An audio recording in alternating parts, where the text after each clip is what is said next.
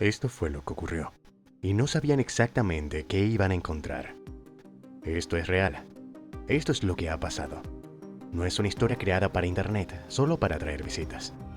No esperes algo como monstruos marinos inexistentes ni alguna historia ficticia.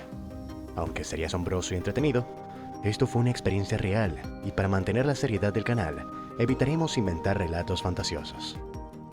Ocurrió en el verano de 2022.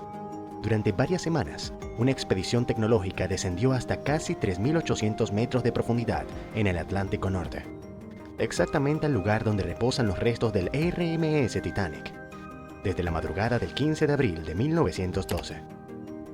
Ningún ser humano bajó hasta allí. No había ventanas, no había pilotos mirando directamente al exterior.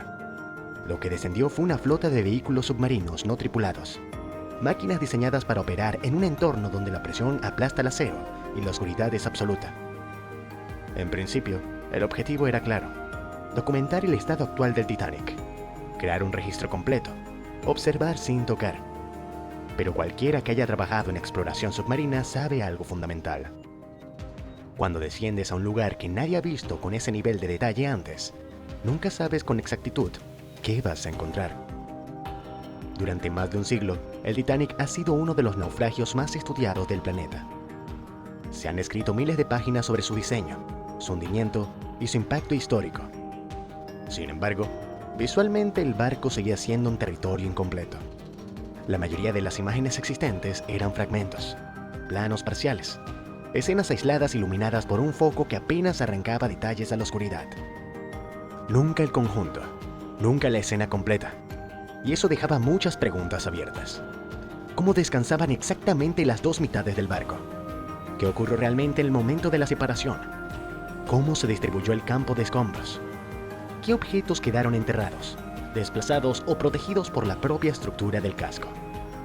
La expedición de 2022 descendió sabiendo que iba a responder algunas de esas preguntas, pero también consciente de que podía plantear otras nuevas. El descenso de los drones tenía que ser lento, deliberadamente lento. A esa profundidad, la presión supera cualquier entorno accesible para el ser humano. No es un lugar que permite improvisar. Cada metro se recorre con cautela. Cada movimiento se ejecuta como si fuera irreversible. Durante varias horas, los vehículos atravesaron una columna de agua completamente negra, hasta que, finalmente, el fondo marino comenzó a aparecer bajo los focos. Y entonces el Titanic volvió a emerger, no como un barco navegable, no como una postal romántica, sino como una estructura colosal partida en dos, detenida en el tiempo. La proa apareció primero, reconocible, imponente incluso después de más de un siglo. Las cadenas del ancla seguían en su sitio. Los ojos de buey aún se alineaban a lo largo del casco. Era evidente que esa parte del barco había descendido de una manera muy distinta a la popa. La popa, en cambio, contaba otra historia. Retorcida, colapsada, comprimida sobre sí misma, como si hubiera sido aplastada por fuerzas enormes en cuestión de segundos. Entre ambas se extendía un vasto campo de escombros, un rastro físico del hundimiento que despliega a lo largo de cientos de metros. Hasta aquí, todo encajaba con lo que la ciencia llevaba décadas reconstruyendo.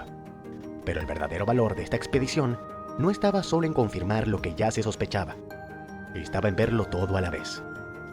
Los drones no se detenían en un solo punto, rodeaban el precio, se alejaban, volvían a acercarse.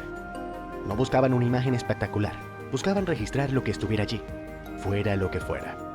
Y cuando se observa con esta metodología, empiezan a aparecer detalles que nadie esperaba destacar. No grandes estructuras nuevas, no salas secretas, sino pequeños elementos. Fragmentos que no formaban parte del casco.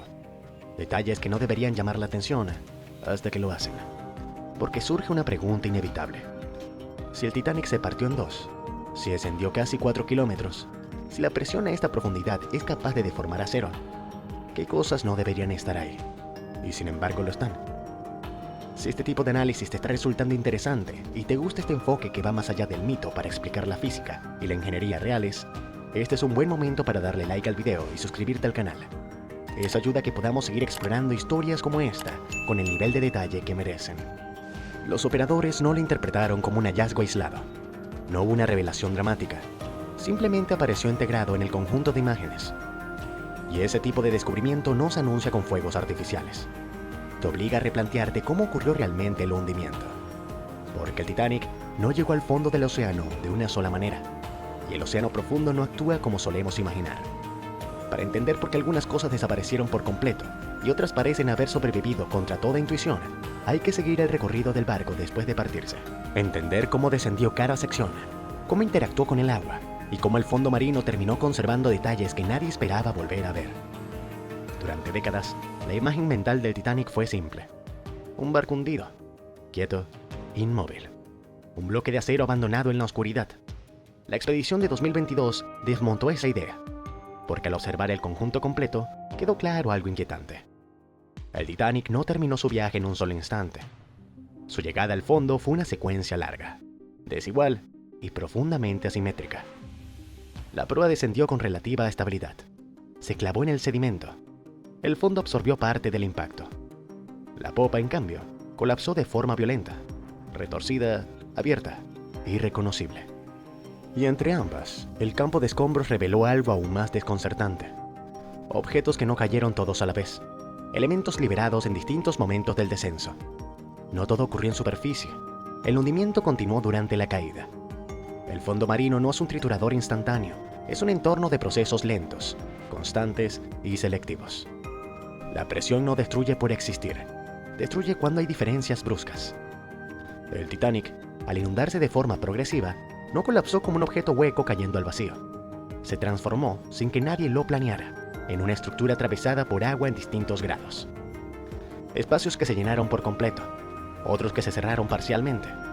Zonas donde el agua entró lentamente, amortiguando fuerzas que, de otro modo, habrían sido destructivas. No fue una inundación uniforme, fue caótica, asimétrica, y eso creó algo inesperado. Microentornos. Pequeños volúmenes protegidos por colapsos estructurales, por geometrías internas, por muebles desplazados, por puertas que se cerraron accidentalmente. No eran cámaras estancas, no estaban diseñadas para sobrevivir, pero fueron suficientes para cambiar la física del descenso.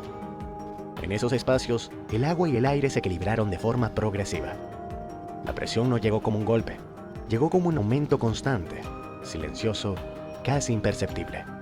Y cuando la presión no cambia de forma brusca, no rompe, no implosiona, no destruye automáticamente. Y ahí es donde la intuición falla, porque solemos imaginar el fondo del océano como un lugar donde todo se pulveriza, donde cualquier objeto frágil desaparece en segundos. Pero eso solo ocurre cuando hay diferencias extremas de presión. El Titanic, sin proponérselo, redujo esas diferencias, y entonces aparece el detalle que lo cambia todo.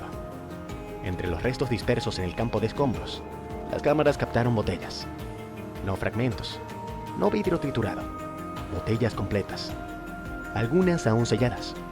No estaban colocadas para impresionar, no destacaban por sí solas, estaban integradas en el entorno, mezcladas con vajilla, restos de mobiliario y objetos cotidianos. Ese es precisamente el motivo por el que son tan inquietantes, porque no deberían estar ahí, al menos no como las imaginamos. No hay milagro. No hay excepción sobrenatural. Hay física. Vidrio grueso diseñado para soportar presión interna, corchos comprimidos, volúmenes de aire pequeños y un aumento de presión exterior que se produjo de forma gradual, no instantánea. Durante el descenso, la presión fuera de la botella aumentó, pero también lo hizo dentro. Sin gradientes extremos, sin una fuerza súbita que provocara la rotura. Y cuando el conjunto alcanzó el fondo, el impacto no fue contra roca desnuda. Fue contra sedimento blanco. Lodo fino acumulado durante miles de años. Un material que absorbe energía, que frena, que amortigua. El océano no perdonó a esas botellas. Simplemente no tuvo motivo físico para destruirlas. Después vino el tiempo. Décadas de estabilidad, corrientes profundas lentas, poca perturbación humana, sedimento que cubre y protege.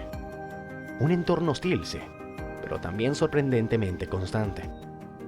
Más de un siglo después, esas botellas siguen ahí, silenciosas, intactas, contando una historia sin palabras.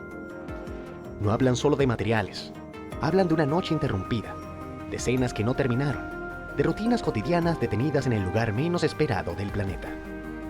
Objetos diseñados para el placer, la celebración o la normalidad, detenidas en la oscuridad absoluta. La expedición de 2022 no solo documentó el Titanic, cambié la forma de mirarlo. No como un mito, no como una postal trágica, sino como un sistema físico complejo, donde cada detalle importa y cada suposición debe revisarse. El verdadero misterio del Titanic no es lo que se hundió, es lo que consiguió llegar al fondo. Y si este análisis te ayudó a entenderlo mejor, si te interesa seguir explorando cómo la ingeniería, la física y la historia se cruzan en lugares extremos, dale like, suscríbete y activa la campana. Aquí seguimos mirando donde antes solo imaginábamos. Gracias por ver.